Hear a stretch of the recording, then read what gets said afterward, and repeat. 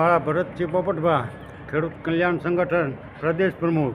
અત્યારે જે સરકારે 2023માં 12મા મહિનામાં 8 તારીખે જે ડુંગળીની નિકાસબંધી કરી અને કપાસનો જથ્થાબંધ આયાત કરે છે, એટલે ડુંગળીની નિકાસબંધી પછી ખેડૂતોને એક મણે 200 થી 300 રૂપિયાની આજની તારીખ સુધીમાં ખોટ જાય છે. અને એટલી જ આયાત બહુ કપાસની મોટા પ્રમાણમાં કરી એટલે કપાસમાં પણ ખેડૂતોને અડધા જ પૈસા મળે છે. જો આયાત કપાસની ન કરી હોય અને બંધ કરે અને સરકાર જો ખેડૂતોને સહાય કરે તો કપાસમાં 2,500 રૂપિયા મળી શકે એમ છે. અને જો નિકાસ ડુંગળીની શરૂ કરી દે તો પણ ખેડૂતોને 1,000 થી 800 રૂપિયા એક મણ ડુંગળીના મળે એમ છે.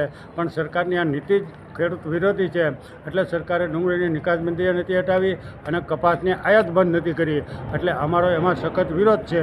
એટલે આવતી 27 તારીખે 27/1/2024 અને શનિવારે સવારમાં 10 વાગ્યે મહુવા માર્કેટિંગ યાર્ડમાં દેવળિયા રાજુલા રોડ ઉપર અમે ખેડૂતોને બોલાવી અને ખેડૂત જાગૃતિ અભિયાન કરવાના છીએ.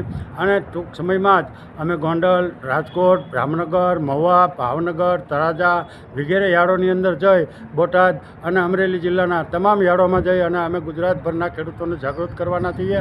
અને ટૂંક સમયમાં આ સરકાર જો નહીં માને તો અમે આ સનાતન ધર્મના જે મહાન સંતો ગણાય અને ધર્મના જે સનાતન ધર્મના જે 4 સ્તંભો છે એ 4 શંકરાચાર્યોને મળી અને સરકાર છે એ આ ખેડૂતોનું કે ગરીબોનું માનતી નથી અને ધર્મના નામે ધતિંગ કરી અને રામના નામે આ ખેડૂતોના દિલ દુભાવે છે.